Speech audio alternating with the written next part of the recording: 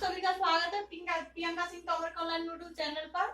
आइए दोस्तों, आज पढ़ेंगे हम ट्रांसफर ऑफ लर्निंग यानी अधिगम स्थानांतरण। अधिगम स्थानांतरण होता क्या है? अधिगम स्थानांतरण यानी यदि कोई क्षेत्र में, यदि किसी क्षेत्र में सीखे गए ज्ञान को, किसी क्षेत्र में सीखे गए ज्ञान या प्राप्त किया गया प्रशिक्षण या अनुभव, यदि किसी क्षेत्र में सीखे गए ज्ञान, प्रशिक्षण या अनुभव को दूसरे क्षेत्र में प्रयोग किया जाए, उसी को हम क्या कहेंगे? अधिगम स्थानांतरण। जैसे मैं बोलूं कि आप साइकिल चलाना सीख गए, आपने साइकिल चलाने में क्या किया? प्रशिक्षण की प्राप्ति की, अनुभव भी प्राप्त किया। अब उसके बाद में आप क्या सीख गए? मोटरसाइकिल चलाना सीख गए।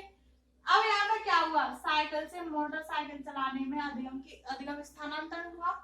तो यह क्या हुआ? अधिगम स्थानांतरण। क्रो ने कहा है कि सीखने के एक क्षेत्र में प्राप्त होने वाले ज्ञान, प्रशिक्षण और अनुभवों को दूसरी परिस्थिति में यानी दूसरे क्षेत्र में स्थानांतरण करना यानी परिवर्तित करना, उसी को हम क्या कहेंगे? अधिगम स्थानांतरण।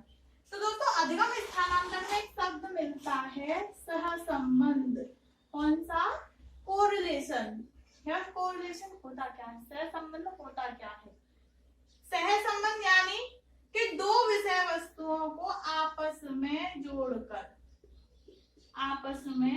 जोड़कर ज्ञान प्राप्त करना, अधिगम प्राप्त करना, दोनों में संबंध बना के प्राप्त करना, ज्ञान अधिगम प्राप्त करना, उसी को हम क्या कहेंगे? कोरिलेशन। अब पढ़ते हैं आगे अधिगम स्थानांतरण के प्रकार। अधिगम स्थानांतरण के कितने प्रकार हैं? 3। कौन सा? पहला है सकारात्मक अधिगम स्थानांतरण, इसे हम धनात्मक या पॉजिटिव अधिगम स्थानांतरण भी कहते हैं। दूसरा है नकारात्मक अधिगम स्थानांतरण, इसे हम नेगेटिव अधिगम स्थानांतरण भी कहते हैं। अगला है शून्य अधिगम स्थानांतरण।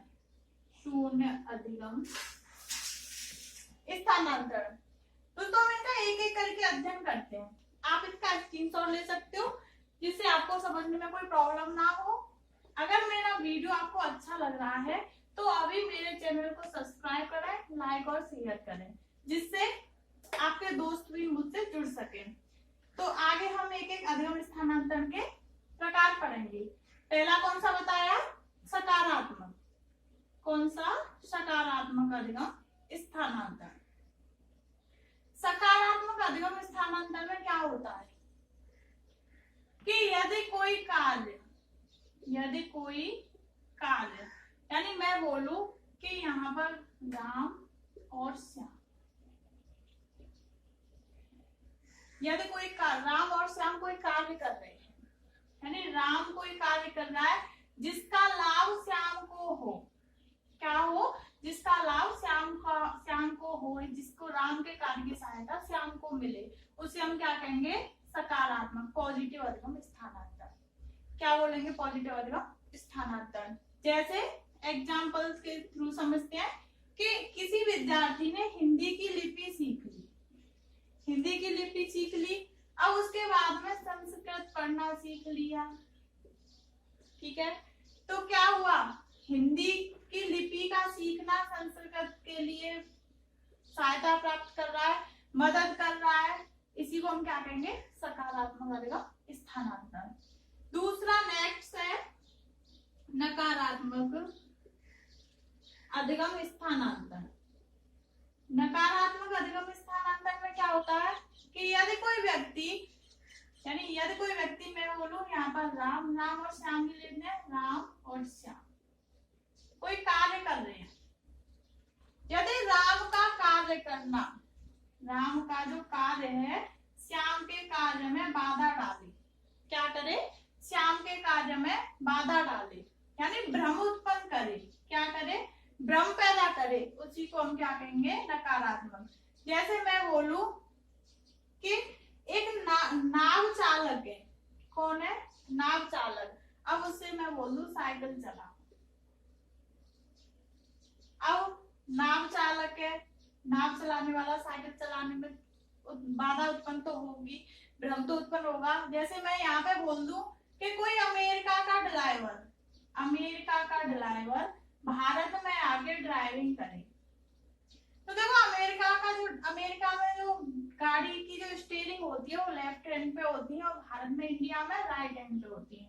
तो अमेरिका का ड्राइवर भारत में आके ड्राइविंग करेगा तो कंफ्यूज तो होगा ही, दोनों में भ्रम उत्पन्न होगा, यानी दोनों में हानि होगी, नेगेटिविटी होगी। तो यहाँ पे क्या हो जाएगा, नकारात्मक अधिगम स्थानांतरण। आगे है शून्य अधिगम स्थानांतरण, शून्य अधिगम स्थानांतरण। इसमें किसी का किसी पर कोई प्रभाव नहीं पड़ता। जैसे मैं बोलूं कि आप अंग्रेजी पढ़ने के बाद, अंग्रेजी पढ़ने के बाद गणित पढ़ने लग गए, अंग्रेजी का गणित का कोई फर्क पड़ा नहीं, पढ़ाना कोई इफेक्ट पड़ा नहीं। एक क्वेश्चन आया था टेट में जो महत्वपूर्ण है, में क्वेश्चन आया था कि यदि कोई विद्यार्थी कबीर के दोहे पढ़ने के बाद, कबीर के दोहे पढ़ने के बाद रहीम के दोहे पढ़ता है, किसके, रहीम के दोहे पढ़ता है, तो बताओ कौन सा स्थानांतरण हुआ। देखो कबीर के दोहे पढ़ने के बाद रहीम के दोहे पढ़ रहा है, कबीर के दोहे अलग हुए और रहीम के अलग हुए, तो कौन सा हुआ, इन दोनों में किसी का किसी पे इफेक्ट नहीं पड़ रहा है, तो कौन सा अधिगम स्थानांतरण हुआ, शून्य। यहां तक आपकी समझ में आया होगा। आगे बढ़ेंगे हम सकारात्मक अधिगम के, आगे बढ़ेंगे हम सकारात्मक अधिगम स्थानांतरण के प्रकार। सकारात्मक अधिगम स्थानांतरण के प्रकार कितने बताए हैं, 3। ना तो नेगेटिव के बताए हैं यानी नकारात्मक के बताए हैं, ना हमारे शून्य के बताए हैं। किसके बताए हैं, सकारात्मक अधिगम के नियम बताए हैं, जो कौन से होते हैं। पहला है क्षैतिज अधिगम स्थानांतरण, क्षैतिज अधिगम स्थानांतरण। दूसरा है ऊर्ध्व अधिगम स्थानांतरण, और अगला है द्विपार्श्वीय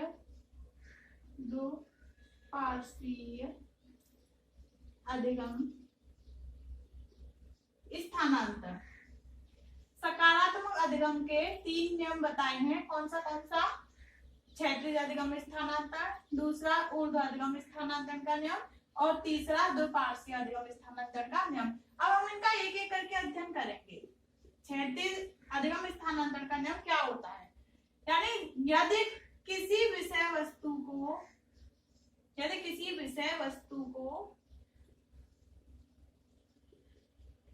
उसी विषय वस्तु में सीखने में सहायता प्राप्त हो, यानी एक विषय वस्तु को उसी एक ही विषय वस्तु में सीखने में सहायता प्राप्त हो। जैसे मैं बोलूं आप जोड़ सीख रहे हो, जोड़ सीखने के बाद हासिल वाले जोड़ सीखे, हासिल वाले प्लस सीखे, यानी एक विषय वस्तु को उसी विषय वस्तु में सहायता प्राप्त होती है, उसी को हम क्या कहेंगे, क्षैतिज अधिगम स्थानांतरण। आगे ऊर्ध्व अधिगम स्थानांतरण। इसमें क्या होता है कि एक विषय वस्तु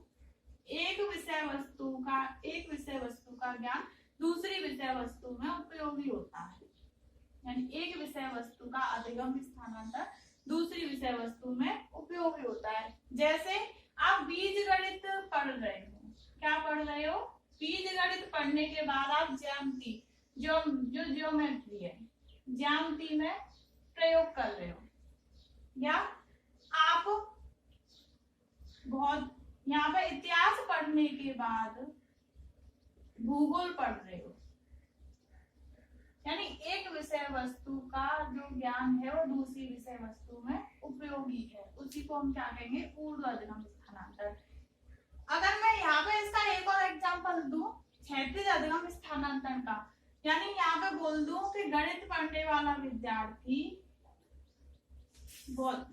इसी का ये ऊर्ध्व अधिगम स्थानांतरण का ये कि वो गणित पढ़ने वाला विद्यार्थी भौतिकी विज्ञान में, किसमें, भौतिकी विज्ञान में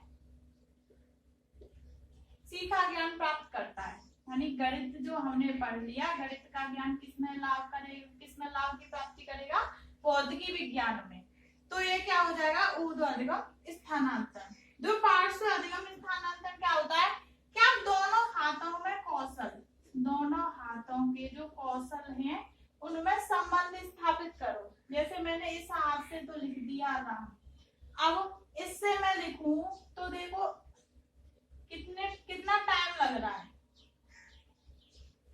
ये तो मैंने बहुत जल्दी लिख दिया राम, इसको लिखने में कितना टाइम लग रहा है। इन दोनों हाथों में जो कौशल है उनमें एक संबंध होना चाहिए। जैसे मैं इसको लिखती हूँ ऐसे इसको लिखना चाहिए, तो वो क्या होगा, द्विपार्श्वीय अधिगम स्थानांतरण। आगे पढ़ेंगे हम अधिगम स्थानांतरण के नियम, आगे पढ़ेंगे हम अधिगम स्थानांतरण के नियम जो बताए हैं। मानसिक शक्तियों का नियम, कौन सा, मानसिक शक्तियों का नियम, औपचारिक मानसिक प्रशिक्षण का नियम और समान तत्वों का नियम, और आगे बताया है सामान्यीकरण का नियम, और अगला है सामान्य विशिष्ट तत्वों का नियम। ये अधिगम स्थानांतरण के नियम है। जो मानसिक शक्तियों का नियम क्या कहता है, मानसिक शक्तियों का नियम सबसे पुराना नियम है। कैसा है, सबसे पुराना नियम। यह नियम किसी ने नहीं दिया था, किसी ने नहीं दिया था। यानी इसमें क्या कहा गया था कि यदि एक क्षेत्र में सीखा गया ज्ञान दूसरे क्षेत्र में अपनी बुद्धि, क्या बुद्धि, तर्क, चिंतन से प्राप्त किया जाए, अधिगम प्राप्त कर सकते हैं। यानी एक क्षेत्र में सीखा गया ज्ञान दूसरे क्षेत्र में अपनी बुद्धि, तर्क, चिंतन के द्वारा अधिगम प्राप्त किया जा सकता है। आगे औपचारिक मानसिक प्रशिक्षण का नियम, कौन सा, औपचारिक मानसिक प्रशिक्षण का नियम। यह नियम क्या कहता है, यह नियम क्या कहता है कि जो व्यक्ति जितनी मानसिक शक्तियों का प्रयोग करेगा, यानी जो व्यक्ति जितनी मानसिक शक्तियों का प्रयोग करेगा उसे हम क्या कहेंगे, औपचारिक मानसिक शक्तियों का नियम। आगे बताया अधिगम स्थानांतरण के नियम के अंतर्गत समान तत्वों का नियम। समान तत्वों का नियम थॉर्नडाइक ने दिया, किसने दिया, थॉर्नडाइक ने। और इन्होंने कहा कि एक विषय वस्तु यानी एक क्षेत्र में सीखा गया ज्ञान दूसरे क्षेत्र में कितनी समानता रखता है। यानी थॉर्नडाइक ने क्या कहा, समान तत्वों के नियम में कि एक क्षेत्र में सीखा गया ज्ञान दूसरे क्षेत्र में कितनी समानता रखता है। यह समान तत्वों का नियम हुआ। सामान्यीकरण का नियम, सामान्यीकरण का नियम दिया था C.H. जड़ ने। किसने, C.H. जड़ ने, यानी क्लार्क हल भी बोलते हैं, जड़ भी बोलते हैं। सामान्यीकरण का नियम कहता है कि जो व्यक्ति एक क्षेत्र में सीखे गए ज्ञान को दूसरे क्षेत्र में सरल या सुबोध बना दे। C.L. जड़ ने क्या कहा था कि एक व्यक्ति जो एक क्षेत्र में सीखे गए ज्ञान को दूसरे क्षेत्र में प्रयोग किया गया वो कैसा हो, सरल और सुबोध हो, उसे हम क्या कहेंगे, सामान्यीकरण का नियम। आगे बताया था सामान्य से विशिष्ट तत्वों का नियम। सामान्य से विशिष्ट तत्वों का नियम किसने दिया, स्पीयरमैन ने। किसने, स्पीयरमैन ने, जो बुद्धि के सिद्धांत में दिया गया था। किसमें, बुद्धि के तत्वों का सिद्धांत दिया था, तब इसने स्पीयरमैन ने यह नियम दिया था। इसे हम SG फैक्टर भी बोलते हैं, GS फैक्टर भी बोलते हैं। सामान्य से विशिष्टता का सिद्धांत। आप इसका स्क्रीनशॉट ले सकते हो। अगर आपको यहाँ तक समझ में कोई प्रॉब्लम हो रही हो तो आप मुझे कमेंट करके अभी पूछें। अगर मेरा वीडियो आपको अच्छा लगा है तो मेरे चैनल को सब्सक्राइब, लाइक एंड शेयर करना ना भूलें। Thank you.